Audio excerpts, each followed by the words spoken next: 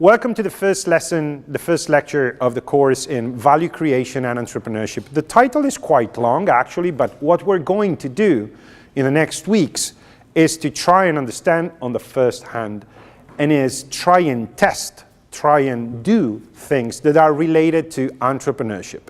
So to the ideation, development, and consolidation of novel organizations, of new firms. I guess you're here because you're interested in startups, even because you're interested in founding your one, or because you want to work in the magic world of startups. So we will talk about these issues and the topics of related to how you create a firm, how you manage and assemble the entrepreneurial team, how you pitch your ideas to the markets, and all of these things. But I don't want this course to be just me lecturing you. Entrepreneurship is something that is difficult to be taught. It's something that has to do a lot with action. Entrepreneurs, as we will see today, are individuals who do have a particular, propension to act, to do things, and then to reflect on the things that happened in order to systematize, their ideas, in order to make order in their ways of doing things, and in order to proceed. So the course will be a course where I will talk to you, but at the same time I will ask you to do things. In particular, I will ask you to divide in groups and to develop your own startups following my instructions, or better, following the suggestions I will give you. So I want you to actually to actually act as entrepreneurs in the next 5 to 6 weeks. Okay. Today, though, I wanted to create, a common language and a little bit of shared understanding of this phenomenon we call entrepreneurship, which is the function that brings individuals to the creation of new firms, of new organizational entities. So today, we will try and understand, and we will try to share our ideas on what entrepreneurship is. Let me start with a question. What do we mean when we use the word startup? What's a startup for you? Give me your definition, whatever comes to your mind. It's a new venture that is just a new idea, basically, which is put into implementation. Okay, so what's your name? Saranj. Okay, so we're starting with the difficult names. What Saranj is saying is a startup is a new venture that comes out of a new idea, something that didn't exist in the market, or something that is, the recombination of existing things. And then a startup is, creating a startup entails developing this idea, but at the same time implementing it. That's good. Other definitions, other things that come to your mind when we use the word startup.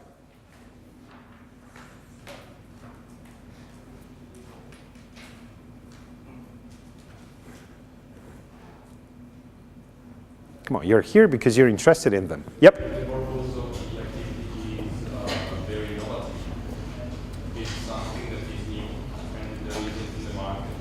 Okay. What's your name?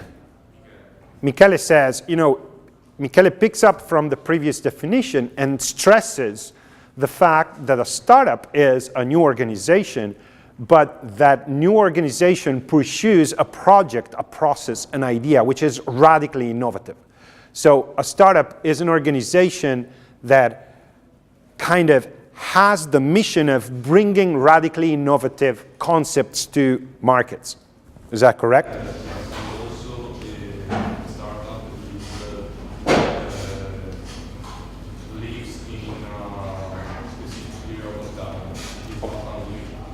Okay. The second element he adds to the definition is that we can talk about a startup looking at an organization in a specific period of time, typically 5 years, right? So it is not just an organization, but that specific phase in the life cycle of an organization that corresponds to the moments that go from the ideation to the 5th year or it's kind of plastic, but you know, the very first years of an organization. Other concepts that come to your mind when I use the word startup? Anything, whatever. Not giving you grades today, so feel free to say whatever passes through your mind. It's something that is part of your generation. So it's not based on some whole idea, but it is something that is on the line of the second generation ideas. Okay, so we're stressing again the fact that the ideas developed by a startup or by startups are ideas that are new, that are not inheriting anything from the past, but they are bringing new things, new concepts, radically new ideas to markets. Yep? Yeah, the problem with startup is that creates the funds. For example, as you said, the new idea that hard to sell to the investors. So that's the main point. Yep.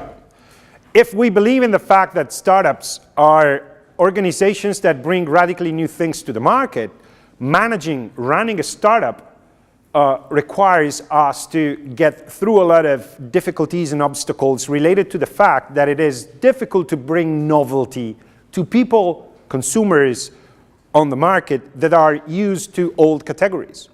So there's a kind of, it is called the liability of newness. You're proposing something very new, something original, and you have to convince consumers on the market, partners and suppliers that this new thing is better, more legitimate than the products and concepts we were used to. So there's this strong attention to introducing new categories into the market and making them legitimate. Entrepreneurship has become a very important issue in a variety of debates, not only the academic one, not only in classrooms like this one, where we try to understand what entrepreneurship is in order to create a new organization, but it has become particularly important in the political debate. Take Italy, for example. In the past 5 years, Italy has become a place where a lot of measures, policies, supports have been given to nascent companies, to startups. And the previous government created something which was called the Startup Act, a series of policy measures oriented and aimed at increasing the number of innovative startups we have as a country. There has been a lot of emphasis in the political debate on the importance of startups. And if you take a look at the numbers, and you'll see them from the slides, these measures, these incentives, these supports that governments, both at the national and regional level, have provided to startups are giving their results. We see a lot, thousands of different new innovative companies in a lot of different industries and in a lot of different regions here in Italy. For instance, if you take a look at the dynamics since 2013, the number of innovative startups, and I will give you the definition of what is meant by innovative startups in Italy, has increased dramatically, as you may see. In March 2013, Infocamere, which is the branch of the chambers of commerce in Italy that are keeping the registers of the new companies created and of those that die, told us that there were 544 startups, innovative startups in Italy. Right now, the data is updated up to December 2017. Right now, it is more than 8,000. What do we mean in Italy by innovative startup? It is defined by law, basically. In order to qualify for the measures, the incentives, and all of the advantages that the government has created and thought for startups, you need to be in a specific register, which is called the Register of Innovative Startups in Italy. In order to qualify as an innovative startup, you have to comply with a series of criteria. 3 of them are particularly important. To be considered one of those companies, you either need to invest at least 15% of your revenues in research and development, or you need to have in your workforce, in the overall team of the startup, at least 30% of the individuals that do possess a PhD title or a master's degree title but do have a proven experience in research. Or, third criterion, you need to be the owner of a patent, basically. So the startup needs to have clearly the propriety of a patent or of a software, so of a registered thing that is exclusive to it, okay? So the number of startups that respond to at least one of these criteria has increased a lot in the past 5 years, as you may see, 6 years up to now. So a government in Italy and regional governments have insisted and have invested a lot of public funds, and at the same time they decided also to somehow facilitate the flow of private funds to these companies, because somehow they think and they believe that startups are important for our national economy. Okay. If you take a look at the geographical distribution of the startups, you might see that there are a lot of startups in a number of regions. Some of them are the usual suspects. The highest number of startups, innovative startups in Italy, is located in Lombardy, so in the region of Milan, for those of you who are not from Italy. Other regions that are particularly important are Emilia-Romagna, Lazio, Veneto, and Campania. So, as you may see, one of the things that has come out of these series of measures, I think I might probably close the light, and you might see the slides better. One of the things you can see is that there's, kind of an interesting distribution of these new companies that are created all over Italy. But you can also see, and this is a theme we will come back to in the next 5 weeks, there are some places that are somehow better equipped to attract new firms, new innovative firms, and they kind of, accumulate a lot of innovativeness because they are the right place to be if you are a new startup. Couple of numbers. Again, I don't want to go through them. You will have and you will see the slides. I don't want to go through each one of them. But what I'm interested in is showing you how these startups somehow increased in terms of the average figures. They increased in terms of the average turnover they have on the market. They increased in terms of the number of employees they have on average. They increased in terms of the number of shareholders, which means that they have become participated by a lot of investors or by a lot of entrepreneurs that are founding, creating teams in order to increase the speed at which these companies can go to the market. Couple of numbers related to their turnover. Usually, as was said before, these companies try to bring new things to the market, and bringing new things to the market is not easy.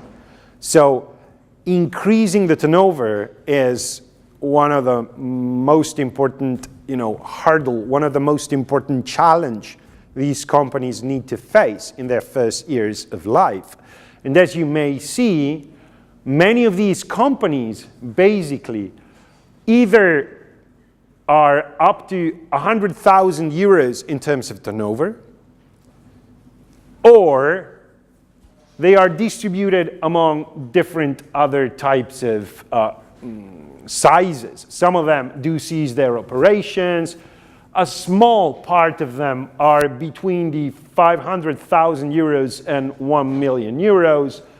A very small portion of them has a turnover of more than 1 million euros. So we're talking about young, small, new companies that in the first years of their life are struggling in order to get enough market share to generate revenues that are necessary to reinvest into technologies and into the development of the organization and to scale up, basically. One of the major challenges that startups are facing continuously is to become scale-ups, to start as small organizations, even though innovative, and to find the way to scale up in terms of dimensions, in terms of the size of the market they want to serve, in terms of how much they are able to grow and generate employment. Okay.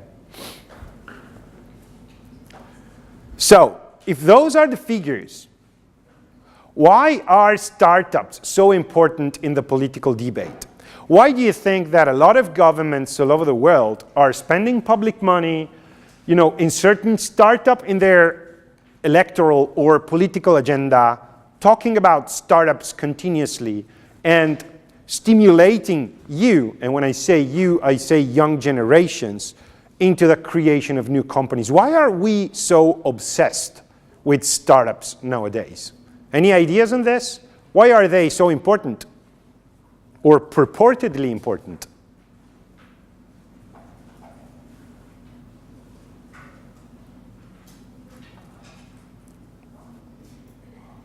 Why is the national government right now thinking about investing 1 billion euros into this circus? Because they create value, both in terms of number of employees and in terms of revenues. Because they create value in terms of revenues and number of employees. Okay, can you elaborate a little bit on that? How do they create value and... For example, they invent new breakthrough ideas that might be applied in markets, that might satisfy some needs that actually are not satisfied, and maybe for a long-term orientation, because you can start a business and then let it grow. Mm-hmm. So what you're saying is, on the one hand, these companies are important because they bring into existing markets and into existing industries innovative concepts, ideas, and technologies, or they're able to create entirely new markets. On the other hand, since they're so innovative and since they have a lot of potential in terms of growth, by growing, they create employment. Is that correct? Any other ideas? Yep, absolutely agree with you. Any other ideas on why they are so obsessive into the current public debate? Yep. Going off of that, I think that they also predict our future and our jobs and everything, which is our future. Looking at them is kind of looking at our future. So looking at what they're doing, we might imagine where our economy might be in the next 10 years, 15 years or something. Are you saying this? Okay. That's interesting. So they're like a window. We might be, let me elaborate a little bit on that and you tell me if I'm right. Looking at them might allow policymakers to create institutional measures, policies, and ways of supporting the economy, because seeing them means looking at what will happen in 15 years. And so preparing the rest of the economy. That's interesting. Any other ideas about our obsession for startups? Let me ask you a question. How many of you are interested in founding a startup, in creating a startup? A few of you. So why are you here? How many of you are interested in being employed in a startup? Okay. We'll understand during the next 5 weeks what you're doing here. But that's interesting, though. Any other ideas of the obsession? I'm not very sure to found a startup because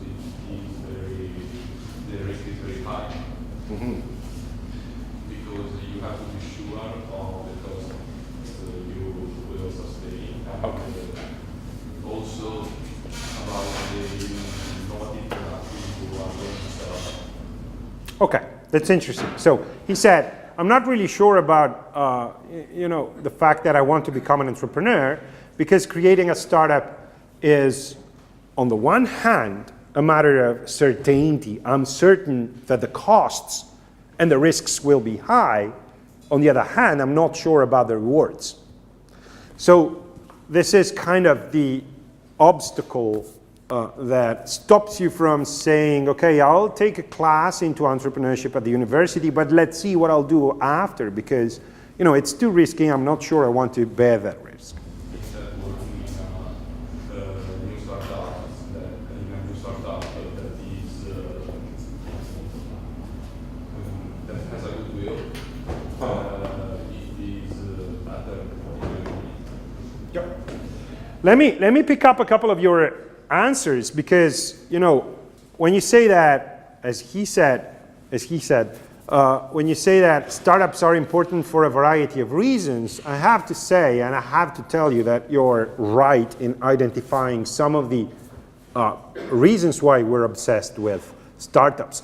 On the one hand, if you take a look at whatever figures and statistics all over the world, you will see that young, innovative, and small companies, so startups, are responsible for the net creation of jobs. This means that by going through path of growth, they are creating jobs. And the jobs they create in some specific economies like the United States, where the startup thing is very, lively and very powerful, the number of startups, high-tech, innovative startups is very high. You will see that the number of jobs created by these small companies, small young companies, is higher, it depends on the year actually, but is higher than the number of jobs that is destroyed by existing firms. So in the past 15 years, we've observed an interesting phenomenon. On the one hand, existing companies, huge conglomerates, huge multinational companies that, the historical and typical companies that have 50 years, 70 years, 60 years, they've been losing jobs. They've been destroying jobs. They passed from having hundreds of thousands of employees to some few thousands. And national economies like the United States lost jobs because of these transformations. On the other hand, though, you have small, young, innovative companies that are growing because of their ability to create new markets or recombine existing markets. And by growing, they're creating more jobs than those that are destroyed. So this is one of the reasons why, for example, in the United States, the startup agenda is so strong. You have to know and you have to think about the fact that in the United States there's an institution, it's a kind of think tank. It is called the Kaufman Foundation. We'll go back to them. And they have a lot of interesting reports and a lot of interesting information about the startup dynamics. And the Kaufman Foundation lobbies continuously the American government into pouring money into the startup ecosystems all over the United States, into creating programs at the university and post-secondary level for kids, for youngsters like you to become entrepreneurs and create their own startups. And they are lobbying the government into many other themes and many other dimensions of facilitating the startup movement. It is important because they create jobs. They're an engine of economic growth on the one hand and of job creation on the other. And that's important for us. Think about what happened since 2008, since the demise of Lehman Brothers and the explosion of the current global financial crisis. And one of the most pressing issues is the fact that there's not enough work, there are not enough jobs, especially for your generations. I'm sorry to say that, but you're probably aware of that. Startups look like they're promising the creation of a lot of new works, a lot of new jobs.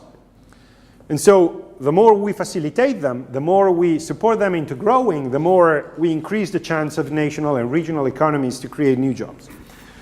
On the other hand, this is one of the figures you might observe into the Kaufman reports. So the number of jobs that were created by startups and those that were lost by existing companies.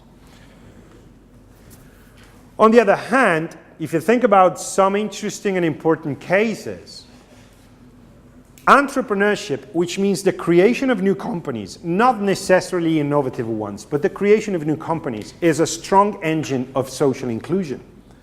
One of the most powerful ways to say this is to pick up, a very common rhetoric you might find in the United States. Many of the founders of those super famous companies you see there, they're not startups anymore, they're huge companies, huge groups. But many of the founders of these companies are not Americans. They came from other places.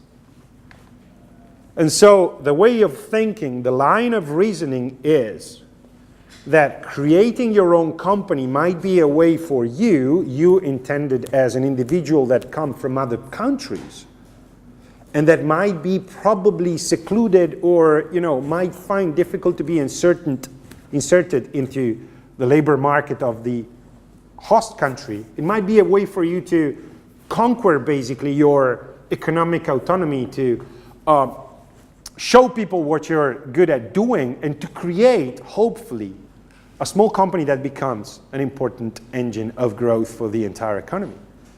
The founder of Tesla comes from South Africa. The founder of Intel came, can't remember if from the Czech Republic or the Slovak Republic. The founders of YouTube, one of the founders of Google, all of these people, they are used as flagships of this type of line of reasoning. Creating your own company, if you come from another place, if you are part of a minority, if they are, for some whatever reason, you find difficult to enter the existing labor market, is a way for you to create your own job first, be included socially second, and become able to, sustain your family, create employment, and stuff like that. In the United States, there has been a lot of debate around, it was something that was accepted, and then with the latest administration, it was somehow put into question. But there was a strong emphasis and a strong attention towards the creation of startup visas. It is something that was also imitated here in Italy. The idea is that if you are a very brilliant, a very prepared individual coming from wherever in the world, and you say that you want to come in Italy to create your own business, we'll make it easier for you to get the paperwork done in order to come to Italy or in order to get to the United States. We want to create specific visas in order to attract that kind of immigration. So this is one of the ways in which you might frame the entire argument of entrepreneurship as a tool and as an instrument for social inclusion. But there are many other ways where this happens. It's not just the creation of super innovative companies, but think about how much ethnic entrepreneurship in Italy, or in whatever country you come from, is important for the social inclusion of minorities and migrants. Many people coming from other countries come here, and the first way we start to get in touch with new communities, with the communities of people coming to Italy, is going to ethnic restaurants. So creating restaurants, it's a startup, it's a form of new companies. Creating service companies that are active into the services or into other, medium to low skilled type of occupations is important, because it is a way for these people to bypass the fact that it is difficult for them, it might be difficult for them to enter the typical labor market of a company. So it is an important way of being included. Again, in the slides you will find, this is just a screenshot and it was just in Italian, but it's easy to be translated. You will see how many and how important it has become ethnic or immigrant entrepreneurship in Italy. If you take a look, the number of new companies founded by immigrants has increased in the last year, while the number of companies created by Italians, so the new companies created by Italians, has decreased. You might see how many of them were created by people coming from different countries, and you might see that basically the most lively and active entrepreneurs come from Morocco, China, and Romania. And if you take a look at the industries where they're creating companies into retail, services, and constructions. And think about this. In many cases, they're creating firms into sectors and industries where there has been a flocking out of Italian companies, especially in construction. So they have been sustaining entire industries, entire sectors. And the interesting things, though, are not only immigrants are creating their own firms, their own companies, but they are increasingly entering into agreements and partnerships with Italian entrepreneurs. And this is another way in which you can find ways to include socially new people coming to the country. And most of all, these companies are creating revenues, they're paying taxes on the revenues, and they are contributing to the overall richness of our country, to the wealth of our country. Not only immigrants, though, might be considered as socially disadvantaged or socially excluded somehow, groups of people from the existing labor markets. Think about how important it has become in the policy debate, the issue of female entrepreneurship.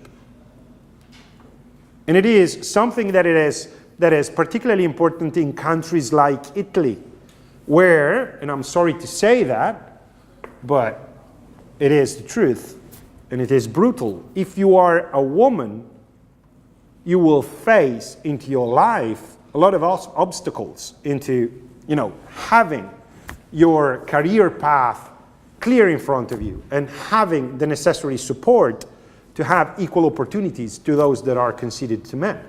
So in many cases, you know that Italy in Europe is the country that has the lowest participation of women to the labor market. You knew that, right?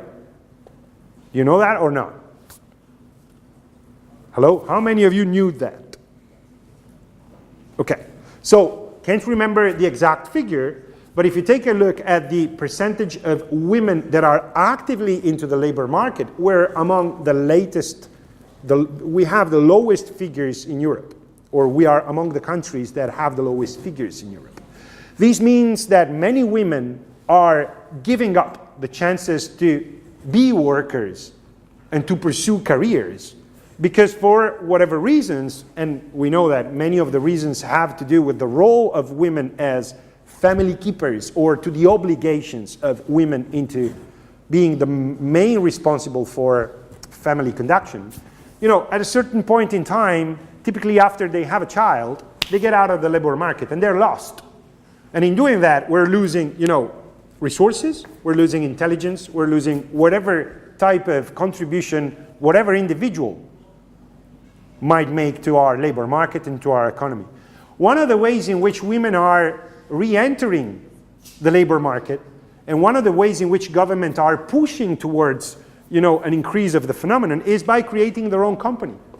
Many times, creating your own company allows you as a woman, to become able to combine the career path and your individual, whatever that means, life. It allows you to work at your schedule. It's risky, it's not easy. It's not that by creating your own companies you've solved the problems. It also means that you have no social protection, it means a lot of things. But it is a way, one of the ways, which doesn't mean that in order to solve the problem of female exclusion from the labor market, we just need to say, okay, create your own startups and it's over. It's not like that.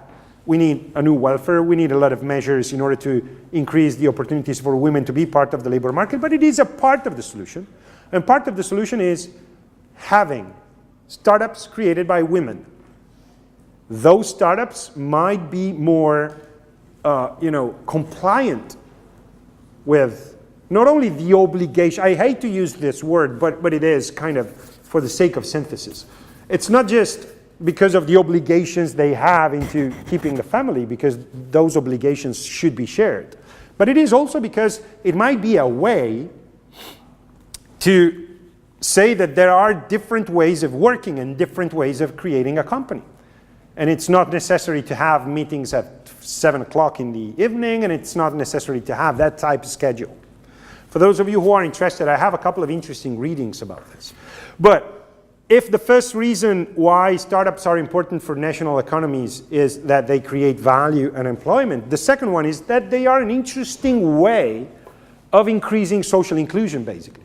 Okay? Not the best way, not the only way. Do not be trapped by this way of thinking. They're not solving the world's problem, but they might solve a little bit of it. Another reason why they are important is, and it is connected to what you were saying before, is that these companies bring innovation into existing industries. We tend to think to startups, when we talk about startups, we tend to think to them as the companies that are working into absolutely innovative industries. You know, Facebook, Google, Tesla, whatever. But if you take a look at these dynamics from a country like this one, but Italy is just an example, one of the most promising ways of thinking about startups is not to have the next Facebook here. It won't be here. I'm sorry, you probably thought you were the next Mark Zuckerberg and you were able to create your own Facebook in Tre Bazzeliche or wherever. You won't do that. But the interesting thing is that there's a lot of stuff to do in Italy because we have a lot of small and medium-sized enterprises in medium tech industries that are waiting for new startups to inject new technologies and new ideas in their ways of working. This is a case I'm in love with. First, because I love wine, and secondly, because it is the most easy example to tell you what I'm trying to say. This company here is called Enomatic. How many of you have ever seen this thing? Do you know what that is? No, let's switch. What is that? How does it work? You can just click on a button and it fills up the glass. Okay. Where do you come from? Austria. Where? Austria. Austria. Do you have a lot of them in restaurants there? No. No. Okay. So there's a market to be conquered. How many of you have ever used one of these? 1, 2. You don't drink wine. What's the matter? What's the problem with you? But the interesting thing is, you know, the story of this startup is interesting because you have a company, and this company is called, it's a butchery, basically, okay? And they sell meat, and it's called Bencistaffalorni, and they are located in Siena, near Siena. Can't remember actually, Greve in Chianti. And one of the things they do when they sell meat is organizing events where not only they sell meat, they organize tastings and stuff like that, but they sell wines. They have people taste wines. And they realize every time they close the shop when they organize these events that they have a lot of bottles that remain half empty. And those bottles are not, you know, usual bottle you have at home, but they are a bottle of Brunello di Montalcino, whatever. So a lot of money into these bottles. And what they say is, okay, we need to solve this problem, otherwise this wine will become useless and we'll lose money. And what they do is to start networking with other people, and they create a startup, a new company. And this company thinks about a way of preserving the wine within the bottles. So you can open the bottle, and then you can just pour 1 glass of wine, and then we need to, what they said is, we need to find a way of closing it in order for the wine not to be ruined. And so they tried different solutions, and they did a lot of things, and what happened in the end is that they created this thing. This thing is a machine where you put the wine, and it has, you know, it has a thing that goes into it, a kind of cannula, that brings the wine up whenever you want to pour the wine into the glass, but whenever you finished pouring the wine in the glass, it fills the empty space with nitrogen. And that stops the process of you know, yeah, the decadence of the wine, basically. And so the bottle might be preserved for longer periods. This is not just a new technology inserted in an industry that brings just a new trick, but it somehow allowed a lot of other innovations. The first time I met this machine, and I fell in love with it, not only with the wine it was pouring, was in Shanghai, actually. So it is a company from Italy. It sells many of its machines all over the world. You see many of them outside of Italy rather than in Italy. And I met it in Shanghai, into the wineries, into a wine bar managed by an Hungarian guy. So, you know, the world is kind of strange.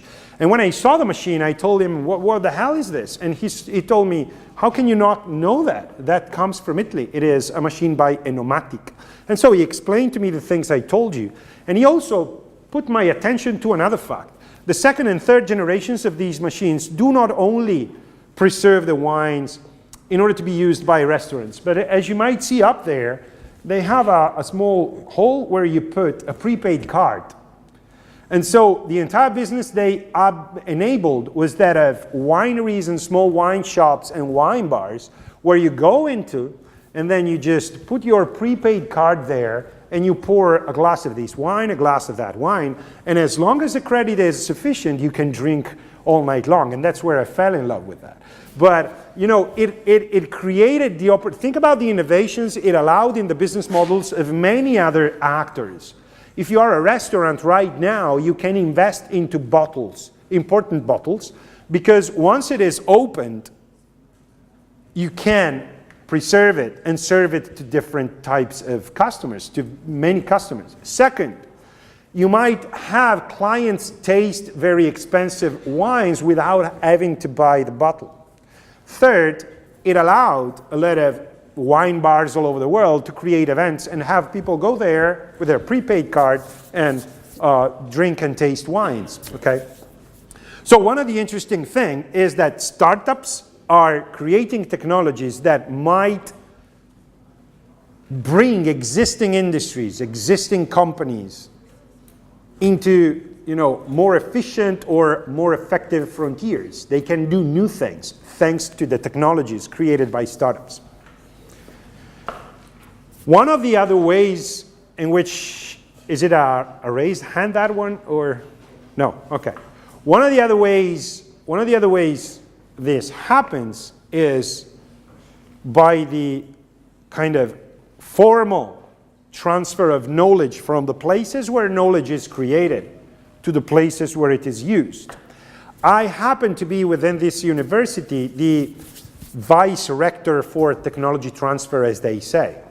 So my job, beyond doing research and teaching to people like you, is to try and see if there's knowledge created by researchers in our university that might be transferred into a company, that might be the center of a new company, that might be patented and might be packaged in order to be sold to companies outside. So this is what I'm doing, basically. And one of the things I love about this job is to see how a startup, which in the jargon of academics is a spin-off, it is a company that spins off the university, but it's the same thing, basically. It is interesting to see how startups are the ways in which knowledge that would remain there, you know, in the head of researchers or in some published papers, becomes valuable. Valuable not only in the sense that it generates money, but also in the sense that it brings to market useful things. You know, one of the startups I just facilitated, you know, I'm not really anything, but my role is just that of having people meet, you know. And one of the startups that I'm most proud of is this one. It is called V-Nice. It is found by a team of female researchers in Ca' Foscari. There's just one male researcher, and we'll find a way to put him out of the team. I'm joking, actually. But they were doing research on some type of specific compounds, and what they saw was that those compounds and processes might be used in order to create personalized cosmetics. And so what they're doing right now that they are incorporated as a company is to try and sell to huge companies that are doing cosmetics their processes and compounds in order to innovate what they're selling on the market. But in other cases, what happens is that we have researchers that have found with their research ways of treating cancers that are immensely cheaper than the existing ones, or it's not about treating, but it's about doing, diagnostics. They are immensely cheaper than existing ones, and that are, less invasive in terms of what they do to the patient. And we're trying to bring that to the market. So one of the ways in which startups are important into the national economy and into economic growth and in the creation of employment is that they are the tool, the means, through which knowledge, which is created, formalized, and stored in these institutions, becomes useful for society, becomes marketable, and becomes useful for individuals for a variety of reasons. Be it, putting your makeup to go out at night, or solving parts of huge problems like cancers and whatever. Okay. It is an important, it doesn't just work into universities or in public research institutions. The same thing happens into existing companies.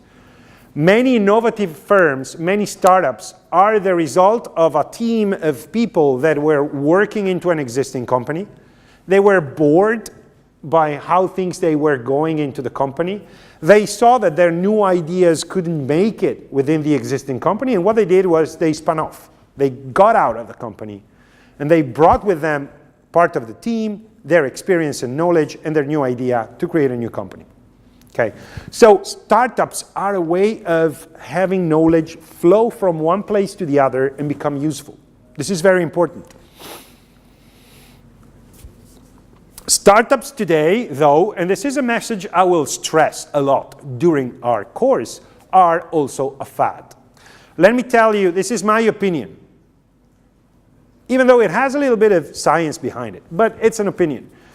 I do not believe the narrative that tells guys and young people like you that you just need a couple of Apple computers, a garage, and you will create your own job. It doesn't work like that. It's a huge illusion. It's a huge illusion that rests on, the magic of places like the Silicon Valley. We think we can somehow replicate it. And we think we can replicate the histories of a lot of, very symbolic people we learned to know in the Silicon Valley. Let me tell you two things. First of all, this book, it's not a book for the exam, but for those of you who are interested in a very caustic, in a very, I would say aggressive, and in a very objective critique of the overall startup narrative, should read it. It's a very well-written book. It's a memoir by the founder of a very important company in the United States. And it tells you how much the entire circus of startups is beneficial for the economy, but up to or over certain thresholds, it becomes an illusion and a deceit. And it's very funny. A lot of bad words, actually, so if you are somehow offended by a language that is not the typical language you find in a university book, you might not want to read it, but it's funny, wonderful, and it gives you a reality check on the fad of startups. Secondly, we're in time, yep. The interesting thing about being, or the important thing about being disillusioned a little bit towards the fad of startups is that we need to be aware of the fact that it is not possible to replicate whatever has happened in other places. And we also need not to be too much fascinated by some very colorful, very evocative stories. Let me give you an example. We all have the idea that successful companies are founded by youngsters like you that drop out the university, they have their own idea, and they become filthy rich in a couple of years, right? How many of you saw the movie The Social Network? For those of you who didn't, that's something which is very recommended for the course. If you see the movie The Social Network, which is basically the novel, but it's based on a lot of factual things. It's the story of Zuckerberg. There you see the stereotype of the young genius in Harvard who creates Facebook, do you remember why he created it? What was the reason behind the creation of Facebook?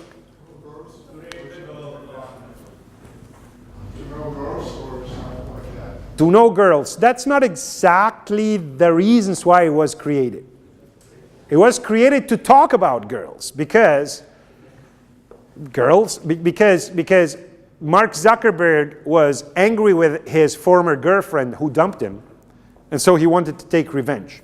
And starting from that thing, he dropped out the university, he started working on this code, and this code was so great and it had traction immediately among all of the students in Harvard, and boom, boom, boom, it became Facebook. He's filthy rich and whatever.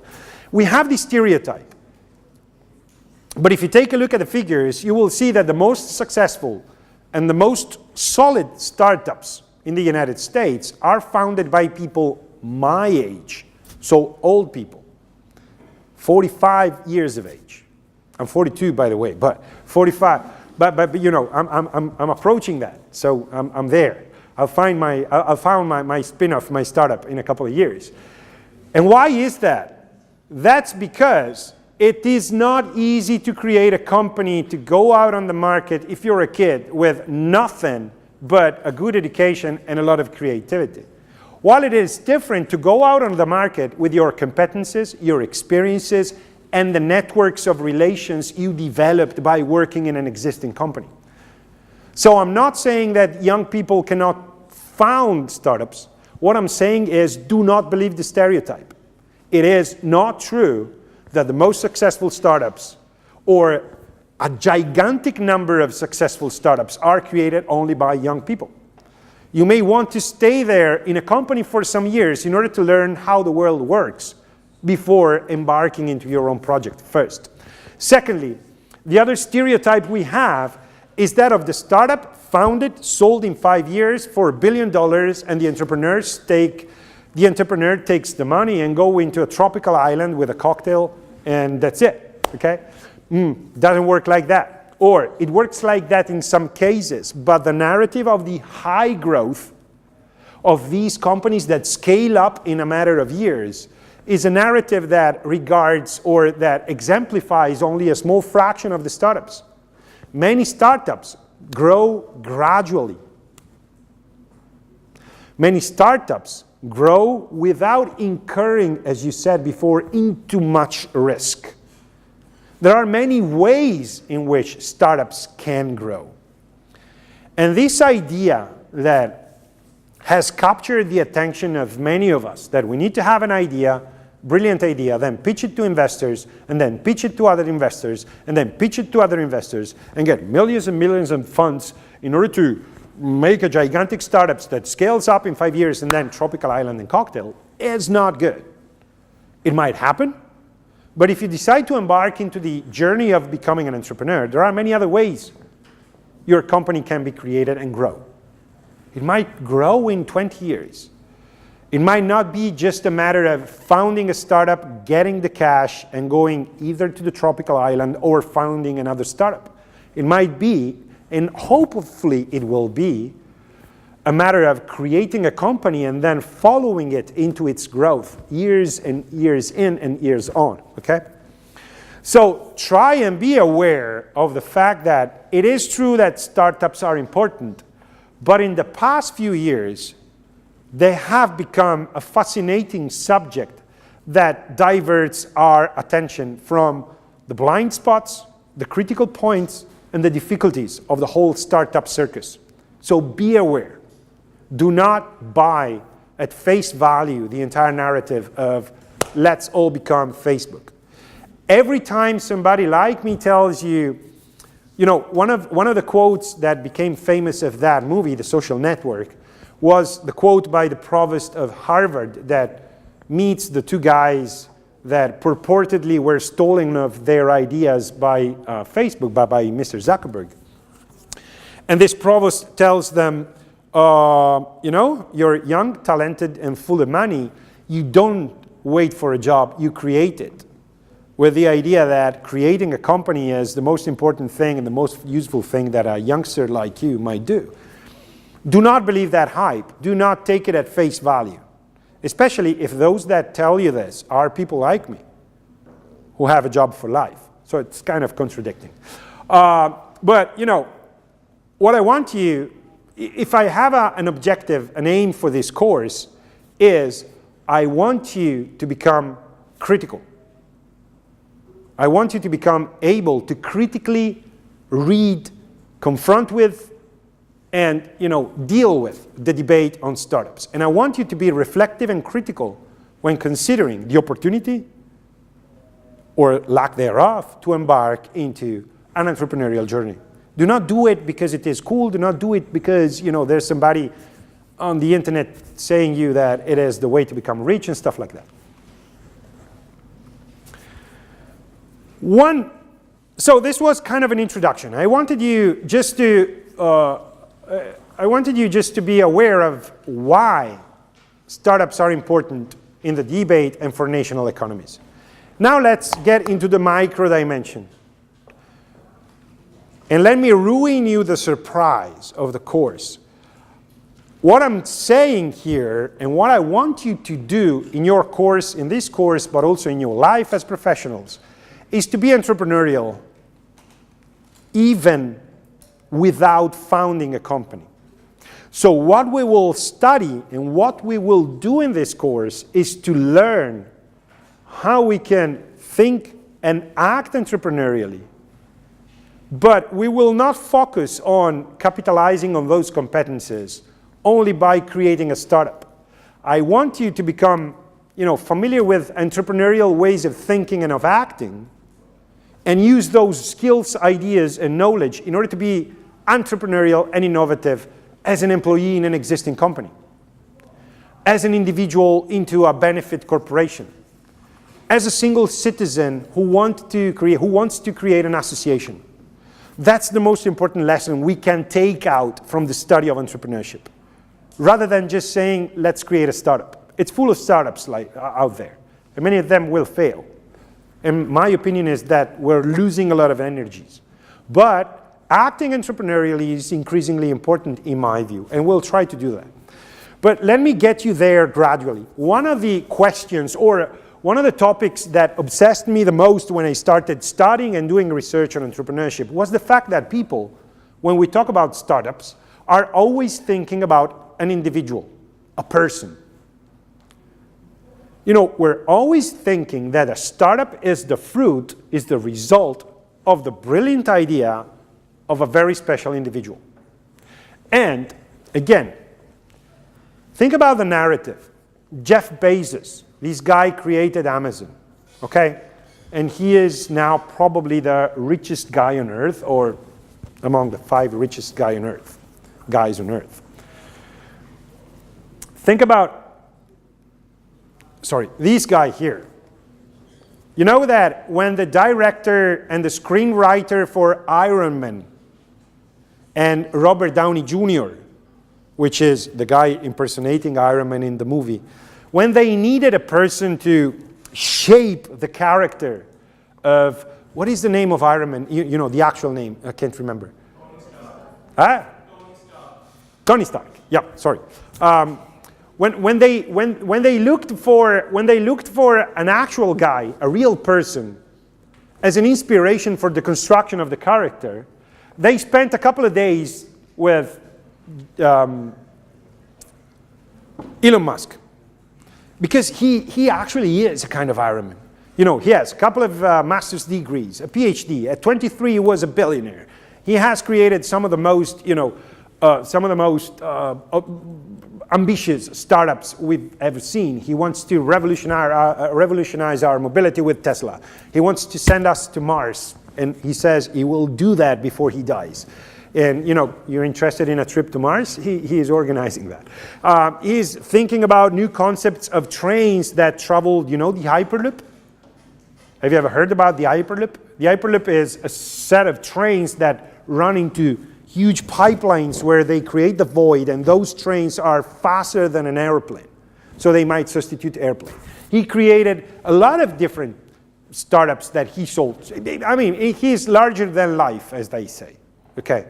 And when you see these people, Elon Musk, Jeff Bezos, Mark Zuckerberg, this guy, he's kind of enigmatic. But you know, when you see him, and when you see the story into the social network, or when you read the books about this guy, you always have this idea. These people made it because they're special. They're not like we are. They're not regular guys. They have something, either they're outcasts, or they're geniuses, or, you know, whatever, but they're special. There's this idea that to become a successful entrepreneur, you need to be different. If you take a look, I don't want to bother you too much with scientific research, but I will give you a couple of references in this last part of the lecture. If you take a look at what science and research tell us about entrepreneurs and entrepreneurship, you will see that, first, they're not special. Or they might be special, but it is not necessary. Second, you will see that asking ourselves the question, who is the entrepreneur, is the wrong question. And let me use a couple of cases to make a point. First, definitions. When we talk about entrepreneurship, which is the process entailed in the creation of new companies, if you take a look at the existing economic and managerial literature, you will see that there's not really a consensus around what it means. Go back some 200 years, and Cantillon says that entrepreneurship is just being self-employed. So if you are your own boss, you're an entrepreneur. Do you agree with that? Think about, for example, the riders delivering pizzas for Deliveroo with their own bike, with no bosses, and with, you know, they decide when they want to work. Would you define them entrepreneurs? How many of you deliver pizzas with Just Eat, Deliveroo, Foodora, whatever? Do you deliver pizzas? Sandwiches? Nothing. Do you know these services, these companies? How many of you ever ordered something from one of these food delivery companies? Raise your hands, can see you. Okay, so there's the guy, he comes there with a bike. He's his own boss. He doesn't have a boss because he decides when he wants to work. He doesn't really have an employment contract. He is the owner of his own means of production, the bicycle. He's self-employed. Would you define him an entrepreneur? No. Why? Maybe because he doesn't invest in something innovative. He's doing a work that is standardized. Has to deliver pizzas and that's it. Okay. So he's not doing anything that is innovative. He's just doing something that might be done by anybody in the world. And it is, you know, self-employment there is just a kind of illusion. Yeah, you're self-employed, but it is because for the company it is easier to have you self-employed rather than as an employee. So there's a kind of, you know, the bargaining power of the company vis-a-vis that of the deliverer guy is so unbalanced that he is forced to do things as he was a slave, basically, but he can say he is self-employed. What was your...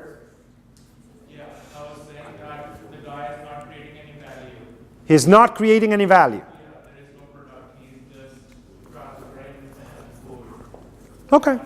Place A to place B. Yeah, he's just doing very standard service. So Cantillon said that being an entrepreneur means being self-employed, but it doesn't work like that. Secondly, if you take a look at Say, some 50 years later, he says the entrepreneur is the agent who unites all the means of production and who finds in the value of products, the reestablishment of the capital, the value of wages, as well as profits belonging to himself. What he's saying, in very simple words, is something that reminds us of the definition of entrepreneur by Schumpeter. He's saying that an entrepreneur is not necessarily defined by his being self-employed, is not necessarily defined by, you know, a specific competence. It is defined by the fact that he takes existing things and recombines them. Products, technologies, markets. He shuffles them and delivers to the market new things. Schumpeter basically says the same thing. The entrepreneur is the innovator who implements change within markets through the carrying out of new combinations. There's this idea of combining things. And this is interesting and important because we're always thinking, or we tend to think that the entrepreneur is the guy who has the innovative idea. Not necessarily. It might be the guy or the woman who takes existing ideas that are floating there, who takes existing technologies, combines them in a unicum, in something that's unique, and sells them to the market. This recombination thing is important. The other part of the definition of Schumpeter is that entails change. What he says is that to be considered an entrepreneur, you not only have to combine things, but by the combination of these things, you need to introduce change into the market. Penrose says that the entrepreneur is the guy, or is the person, the individual, who identifies opportunities.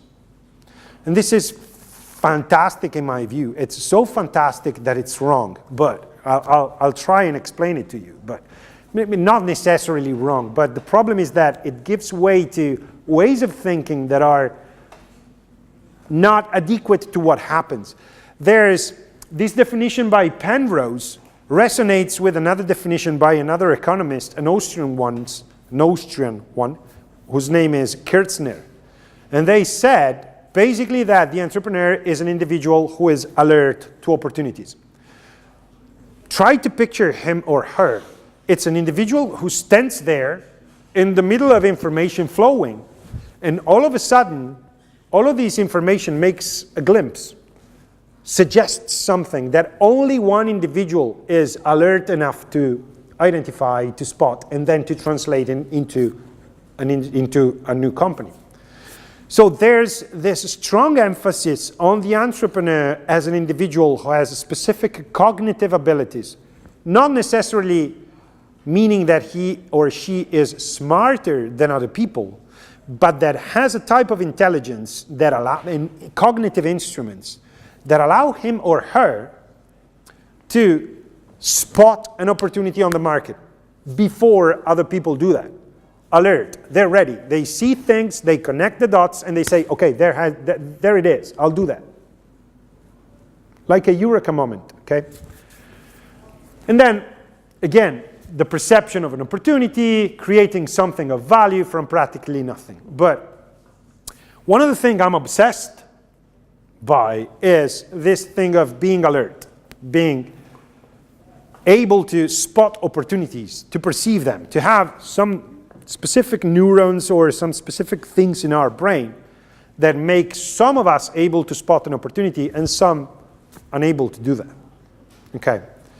My view, which is not mine actually, but it is the view shared by a lot of researchers all over the world, it's that probably being alert to opportunities is not that important as we thought it was in the past, for a variety of reasons. But let me make a step after the other. Or let me ask you, what is the typical process that brings us from an idea to the creation of the company and to the market? What actually does an entrepreneur do since the inception of the idea onwards? What? He or she needs to find the money. Yep, but let's go a little bit earlier in the process. How comes that an individual says, at a certain point he says, okay, I'll make this idea a company. I'll translate this idea into a company. What happens there? What's the trigger? What are the triggers? Any ideas? You know, I need a class that speaks a little bit more, and you'll see that from tomorrow, but let me help you. There's a simplified view of the entrepreneurial process, and it is based on many of the definitions we saw before. The idea is, I'm an individual. I have a lot of skills, competences, and knowledge. I tend to analyze a lot of information. I see that some bits of information suggest me the opportunity of doing one thing. I assess that opportunity. So I try to make some assumptions related to the return on the investment. And when I see that the return of the investment is somehow large enough to repay me for the risks I'm taking, I'll decide to proceed and create a company. How do I create that? I'll do what you're saying. I will lay out a plan, a very articulated plan of how I intend to move in the next 2 years, 3 years, whatever, which is called a business plan. I will show that business plan to investors. They will be convinced by the brilliant lines of reasoning and by the brilliant calculations I've done by my idea. They will give me money. With that money, I will buy a machine. I will hire employees and stuff like that. Okay, it's a kind of linear process that starts from thinking and finishes into going to the market. I oversimplified one process that in the scientific literature is a little bit more elaborated than that, but not that much. Typically, the entrepreneurial process starts from the recognition of an opportunity. I'm here, think about, I don't know, Tesla. It didn't work like this, but let's make an assumption. Elon Musk was sitting there, and all of a sudden he said, the earth is polluted. Electric cars are, technologies for electric cars are increasingly, efficient. And people want cool cars. There it is. There's an opportunity for Tesla. Let's do Tesla, okay? I'm oversimplifying it, but it's like the idea of this very linear and rational way of depicting the process of entrepreneurship, of the creation of a company, starts from the assumption that the entrepreneur spots opportunities out of the analysis of information and data. After the opportunity is recognized, I evaluate it. What do you mean by evaluating it? I say, okay, let's try and make some calculations about how much I need in order to create this product, and let's try and find the opportunities and the probabilities that this product will generate enough revenues in the future, given the investment, to let me recover the costs I incurred into, and to let me, be repaid for my risk.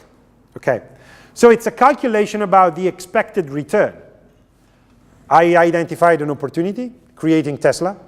I make some calculations about how many people in the world might want Tesla. And if that number is high enough to cover the costs and the investments I will make, I will invest into it and I will look for further investments. And other people, investors, will be convinced by my calculations and by my business plan to pour their money in because their expected return will be high. Okay. So I recognize an opportunity, I evaluate it, and if it is worth of being pursued, it is identified. So from there, I establish a goal. I want to get to sell Tesla all over the world in 5 years. And I'll draft a plan on how to do that, the business plan. We need to do in the first 6 months this, we will need that money, those machines, those technologies, blah, blah, blah. Pages and pages of plans. The plan is the way of saying to the world, the market, investors, suppliers, all of these people, that I have, as an entrepreneur, a solution to meet perceived needs. So there are people on the market that need this stuff, and I'm able to do that. I enter into the market gives us a little bit of feedbacks. The feedbacks allow us to improve the product, and you have this kind of loop, okay? Linear. Make calculations. If those calculations are good, I'll make a plan. If the plan is good, I'll do the things. There's a kind of segregation, of separation between thinking and doing, okay? There's this idea that you recognize opportunities and then you do things. If you actually, though, talk to actual entrepreneurs, you will see that it doesn't happen like that. Or it might happen like this in some instances, but in many other cases, it is like this. Many times, oftentimes, entrepreneurs do not start from the analysis of markets and from the elaboration of information, but they start from the tools they have at hand.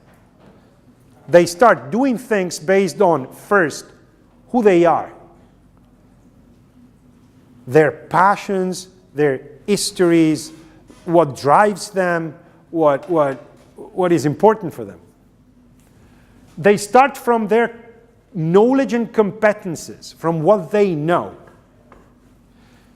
Basically, they decide to embark into the entrepreneurial journey, not because they found an opportunity, but because they want to leverage upon the things they know.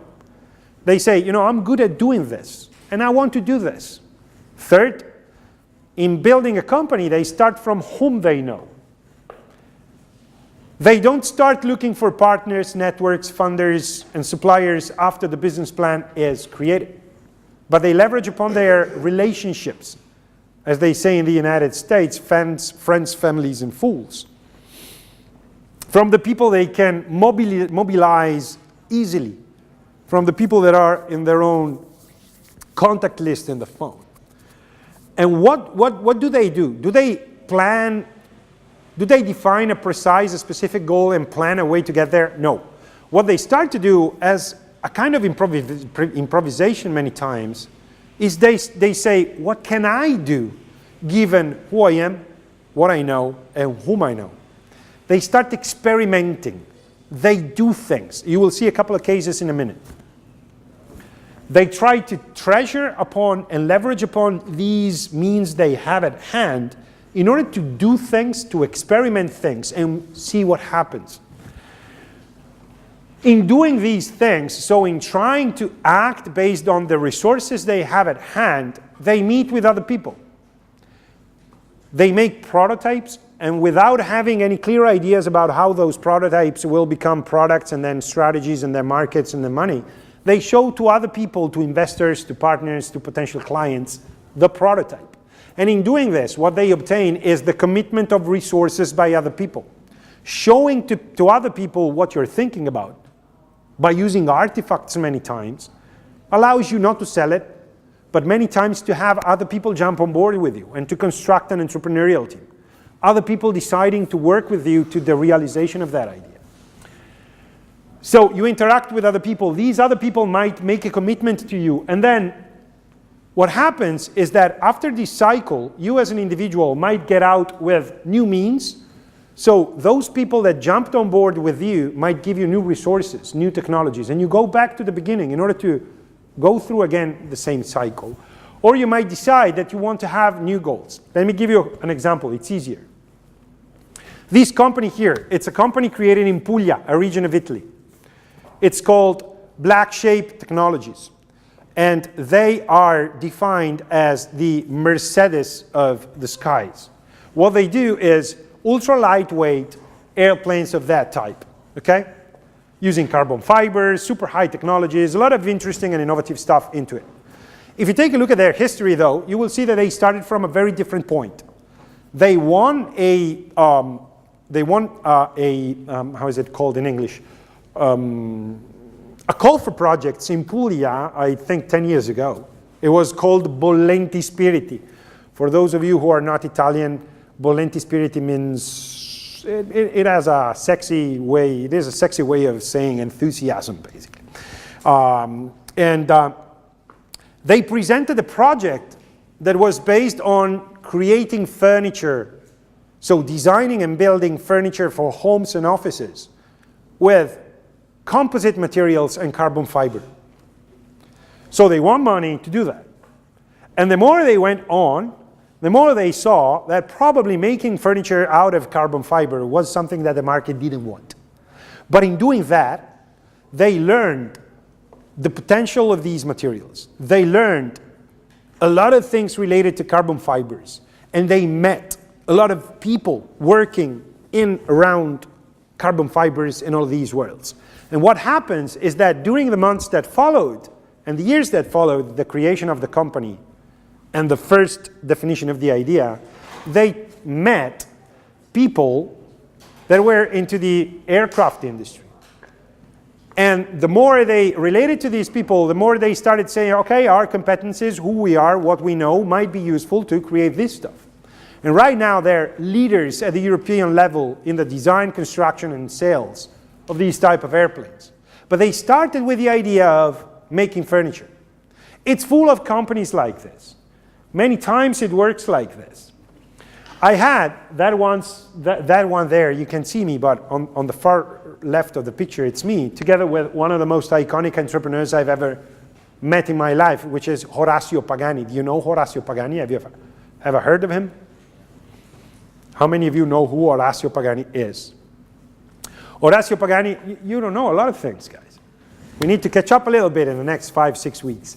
But Horacio Pagani is the founder, owner, spokesperson for Pagani.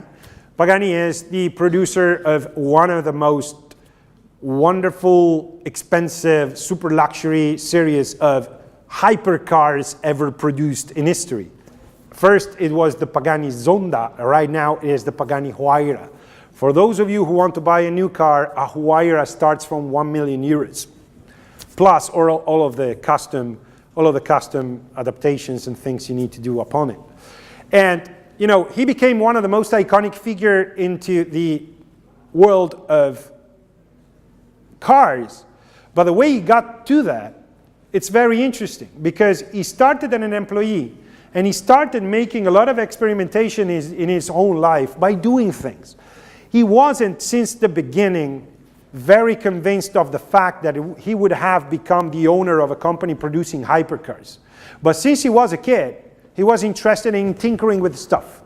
He constructed his own motorbikes. He constructed dune buggies. He constructed a lot of things by taking, you know, a Formula 3 car in Argentina, just for the sake of doing things. At that time, he was working as a repairman for roulottes and campers, okay? But he was continuously tinkering with his friends. This one was a production he did with his friend. They went to, you know, the dumpsters where they could find old pieces of cars and old pieces of airplanes in Argentina. They collected them. They created some machines in order to create a car, and they eventually, in the end of the process, create a prototype of the Formula 3 car. The only thing they missed was an engine.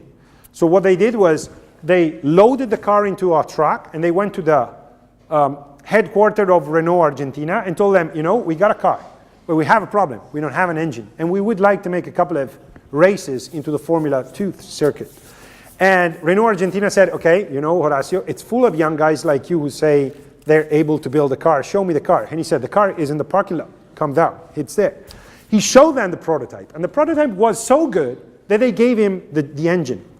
The engine was an old engine, and you know, the guy they got to pilot the car was not a champion. So after 2 races, they were out of the championship. But the car was so well made and so well thought that it captured the attention of a person whose name was Manuel Fangio. You probably, if you are into the Formula 1 thing, you will know that Manuel Fangio has been one of the most iconic pilots in the history. He won 5 Formula 1 championships.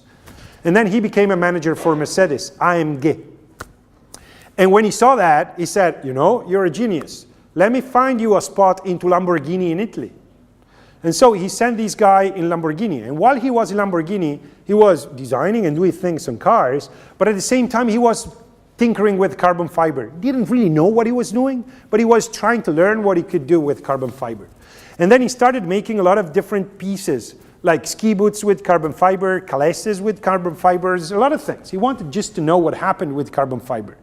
And while he was working first in Lamborghini and then he was working as an independent design consultant, gradually, slowly, in 10 years, he developed a lot of small models and then a one-on-one models of the car he would have presented in 1998 as the Huayra. But he did that by continuously experimenting without any clear plans since the beginning, by showing the things he were working on and having people jump on board. Manuel Fangio, Dallara, for those of you who are interested into the story of this guy, I wrote a piece on him, on the story of the company, so I might share it on our spaces where I will put the slides also.